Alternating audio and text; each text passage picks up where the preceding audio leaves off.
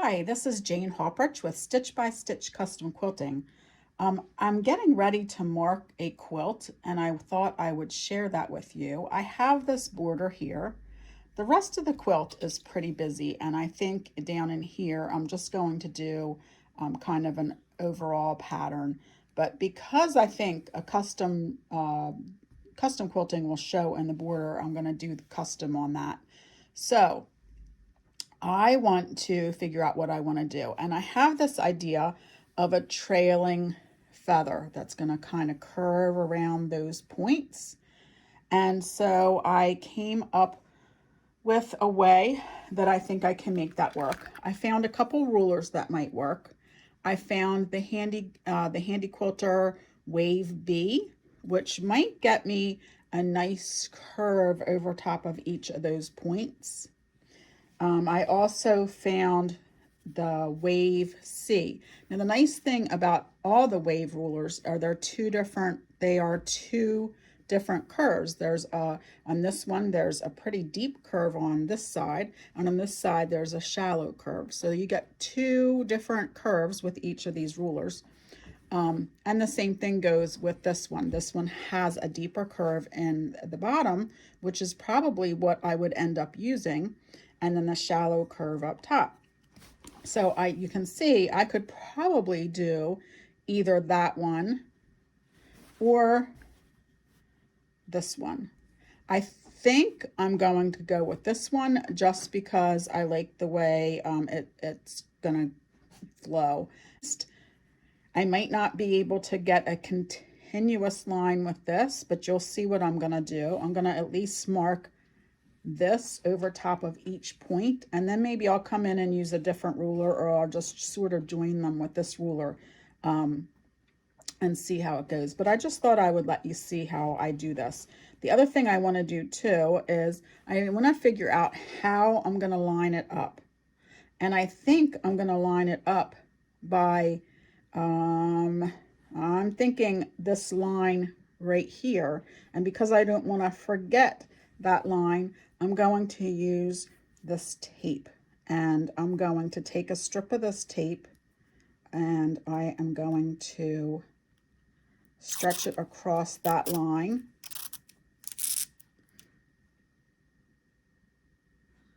So I don't forget which of those lines I was using.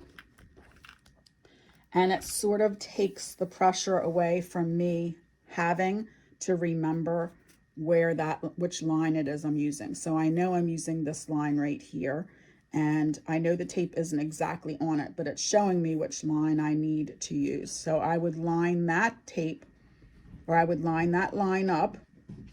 I would line that line here, this line here, the solid line, with this seam line. And then I would line this middle line up with the point of the square. And then I would take my chalk marker and I'm just going to mark that. Now let me take it away and see if I like the way that looks. And I do like the way that looks. So what I'm going to do is I am going to move down. I'm going to move down the quilt, and over top of each point, I'm going to do that. And then I'll come back here and I'll sort of join these up myself, because I think that will be the way. Normally what I would do is I would turn this way, but because of the quilt, it's not quite gonna work that way. So sometimes you have to improvise, and that's okay. So again, I'm gonna line it up with the solid line on the seam line, the middle line of the ruler lined up with the middle line of the square, and I'm just going to go ahead and I'm going to do that arc right there.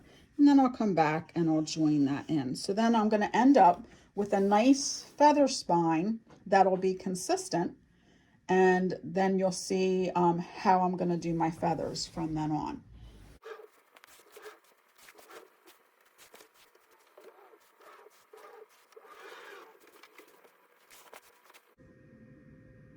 So the first thing that I'm going to do is I'm going to quilt out the feather spine. I have switched to the regular ruler foot that came with the machine. I am going to be working in case anybody has a handy quilter, I'm going to be working in regulated cruise mode. I have my machine set for 12 stitches per inch, and I am working at 175 as far as my cruise mode goes. So here goes. I also like to stop with my machine and needle down, so I'm going to set that too. Okay, so I'm going to go ahead and I'm going to stitch this out.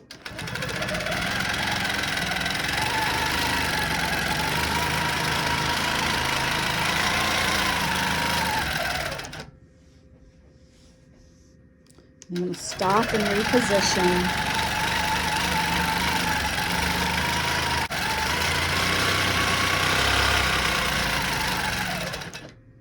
And remember, those lines are just there as a guide.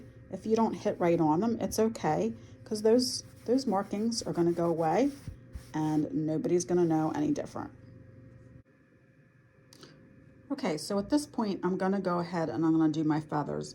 I could do both sides at the same time by going alternating back and forth, but I think on this particular feather, because I want to show you how I'm doing it and working it around the curves, I'm going to do the top side first, and then I'll come back and I'll do the bottom side. Okay, so here goes. We're just going to do an informal feather.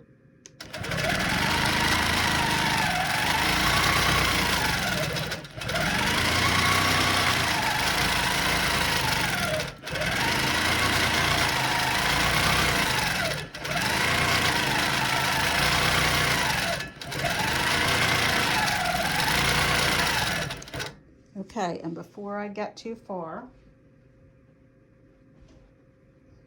I'm going to mark the middle of this dip here, because I'm going to use that middle as a transition point for my feathers. So I'll mark a couple more just so you can see. Okay, so they're marked. Hopefully you can see that mark there. So I'm going to use that as a place not to go past.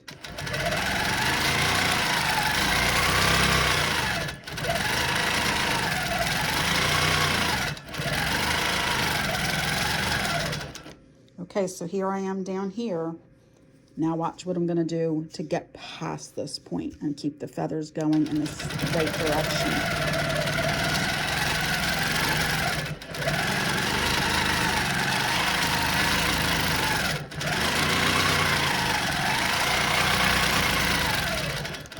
So I'm sort of turning those feathers, but that way they will start to go in the right direction.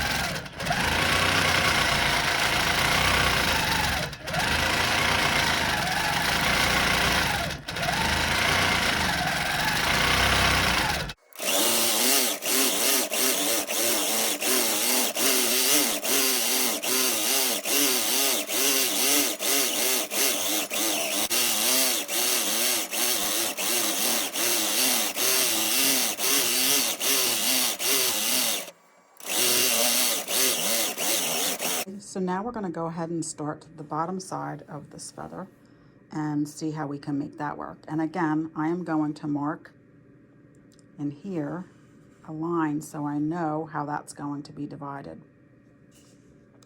Okay, let's go.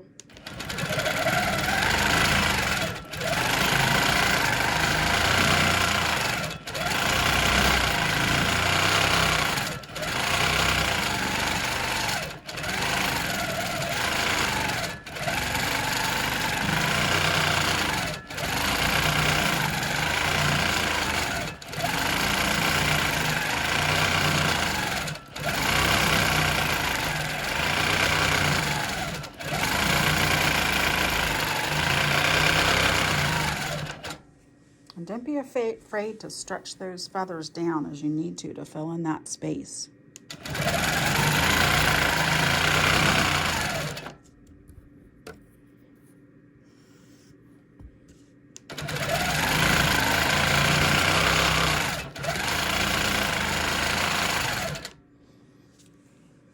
Okay, so I'm going to keep on.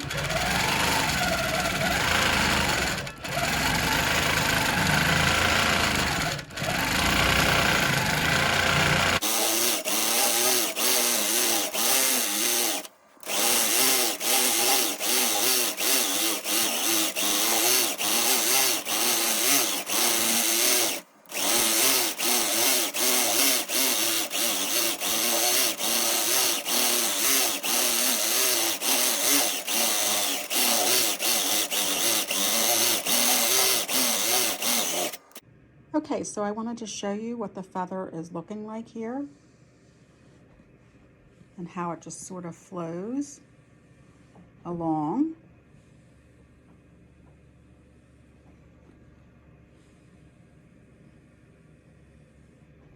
Again, I think this is going to look nice on the border all the way around, and I'll just continue it in the same direction all the way around so that it looks like it's one continuous feather that's flowing and maybe even going underneath these cornerstones here. I thought I'd take a minute too to explain to you what I'm going to do as I'm working my quilt down the sides. As I'm rolling the quilt along, I'm basting the side here, and I'm going to go ahead and mark in my spine as I'm going along and get all my marking done. But at this point, I'm going to have my cream colored thread on to do the rest of the quilt. So my plan is to baste using the cream colored thread. I'm going to baste in here to make sure that this stays nice and secure. And I'm going to go ahead and do my design in this other open area here and get that done. And once I have that done, then I'll switch out my thread back to that blue color, and I'm going to go ahead and quilt the sides out. And that way I can do it. I can do one section, roll, do another section, roll, and I won't have to stop and break thread. I can just keep on going if I want to. So I hope that helps out there with any questions that you had on how I was going to work that through. And I thank you for watching, and I hope to see you again. Happy quilting!